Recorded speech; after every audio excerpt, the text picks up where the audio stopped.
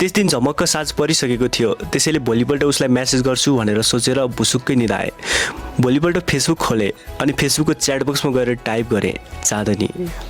Chat बक्समा उसको नाम देखिहाल्यो। नामको छेउमा हरियो बत्ती पनि बलिरहेको थियो। हाई मैले टाइप गरेँ। हाई उताबाट प्रत्युत्तर आयो। सन्चै छौ? औपचारिक रूपमा प्रस्तुत भएँ। सन्चै छु, अनि तिमी नि? उसैले प्रश्न गरी। हजुर सन्चै छु, मैले प्रत्युत्तर दिएँ। आज उसँग बोल्ने पुरानो धोको पनि पुरा हुँदै थियो। खुसीले सीमा नागिसकेकाले मन पुरुक्क उफ्रिरहेको थियो। फेरि एकैछिनमा सम्हालिए। प्रत्युत्तरको उत्तर सीन भयो, तर उनीबाट कुनै रिप्लाई आएन। केही बेर कुरे तर उसको रिप्लाई आएन। सुरुमै केटी मान्छेको जात जनाइहाल्ने यही बानी साह्रै नराम्रो। नदिएको भाव पनि खोज्ने माग्ने।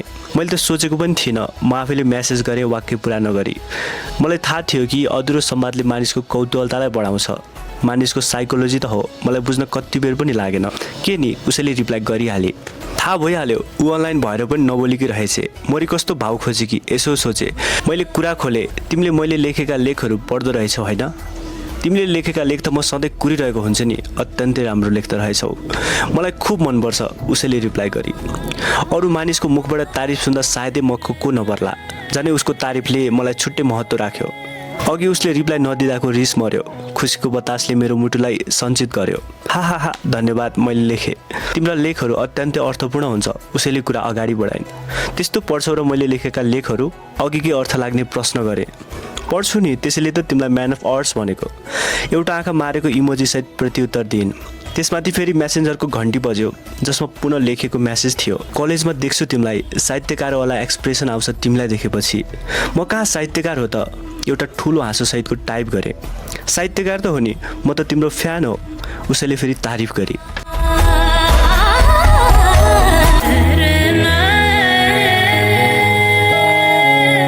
उसको त्यो तारिफले म यता बोल्न सकिरहेको थिइनँ। मेरो दिललाई जोडसँग धड्काइरहेको थियो। तारिफ धेरै भयो, मैले रिप्लाई गरेँ। हा भएको छैन, उसैले थपी।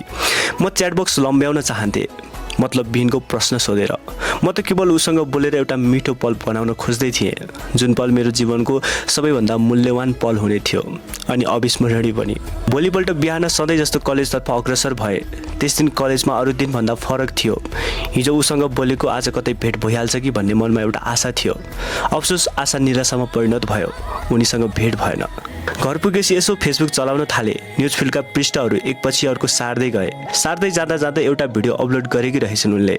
क्याप्सनमा लेखिएको रहेछ, लग्जा गले कभर। भिडियो खोले उसले गाएको गीतको टुक्का राखेकी थिइन्। भिडियो छोटो तर एकदमै सुमधुर आवाज। उसले गाएको त्यो गीत मैले धेरै पटक हेरेँ। असाध्यै राम्रो गाउँदै रहेछन्। म कल्पनामा डुब्न थालेँ।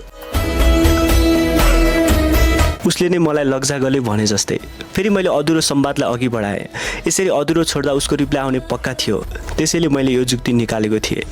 तिमीले यति राम्रो गाउँछौ भन्ने मैले सोचेको पनि थिइनँ। मेसेज गरेँ। हा थ्याङ्क यू, उसले रिप्लाई गरी। यस्तो राम्रो मान्छे अनि उत्तिकै मिठो स्वरको धनी, यो भन्दा अरू के चाहियो र?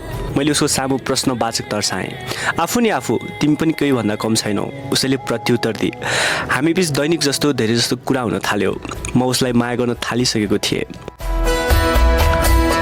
ऊ त मेरो मायाको कठघरामा थुनिसकेकी थिए। ऊ मेरो मनमा सदाका लागि कैद भइसकेको थिए। उसको संयमतासँग म हरदिन रमाउँदै थिएँ।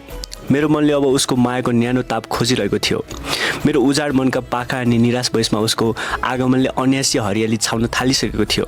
मेरो उदास मनले खुसीका गीतहरू पनि गाउन थालिसकेको थियो। जीवनका हरेक पल उसँग बिताउने कल्पनामा रमाउन थालिसकेको थिएँ। उसँग कलेजमा पनि भेट हुन थाल्यो। देख्ने बित्तिकै टाढाबाट हात हल्लाउँथे अनि मिठो मुस्कान छरेर हाईको इसारा दिन्थे। उसको त्यो मिठो मुस्कानले उप्रतिको मोह अझै बढाउँथ्यो।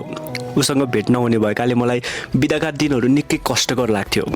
कलेजमा देखे पनि राम्रोसँग कुरा चाहिँ कहिले पनि हुन पाएन, किनकि सधैँ ऊ केटीको ग्रुपमा बस्थे। उसको सिउँदो जस्तो मन पनि खाली छ भनेर ढुक्क थिएँ। सिङ्गार बिनाको सुन्दर मुहारले मन पनि कञ्चन भएको सङ्केत गर्थ्यो।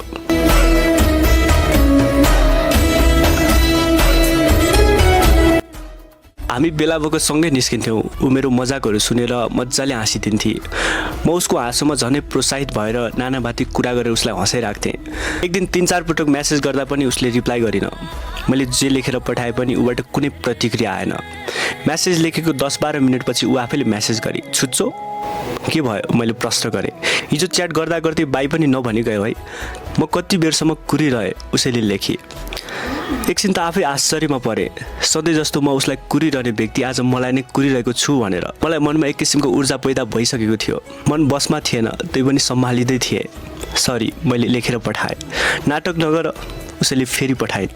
म किन बाई नभनी गएको थाहा छ? थाहा छैन भन। अलि रिसालु खालको इमोजी पठाएर लेखिन्। मलाई बिदाईका पलहरू नरमाइला लाग्छन्, त्यसैले कहिले पनि म बाई भन्दिनँ। मैले लेखेँ। उफ गफाडी बाँदर, उसैले थपी।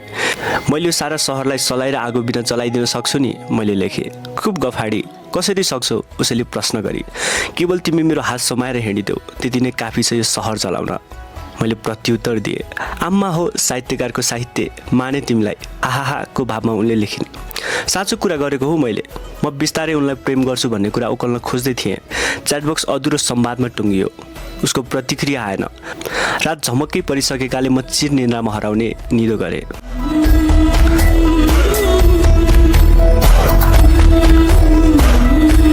आदरणीय श्रोता, आजको कार्यक्रम वियोगान्त मनमा मैले एकतर्फी मायाको भाग 3 प्रस्तुत गरेँ। हाम्रो कथा कस्तो लाग्छ? जस्तो लाग्छ उस्तै प्रतिक्रिया दिन पटक्कै नभुल्नुहोला। मलाई यो कथा काठमाडौँबाट मानव अपरिचितजीले पठाउनु भएको कथा हो। एकदमै हृदय विदारक कथा छ, एकदमै मनछुने प्रेम कथा छ। हजुरहरूसँग पनि यस्तै लेख छन्, रचना छन् भने, साहित्य छन् भने हामीलाई हाम्रो व्हाट्सएपमा मैले डिस्क्रिप्सनमा लिङ्क राखिदिएको छु, त्यहाँ मेसेज गरेर पठाउन सक्नुहुन्छ। र अर्को हप्ता फेरि पनि आउनेछु भाग 4 लिएर। आजलाई यति नै।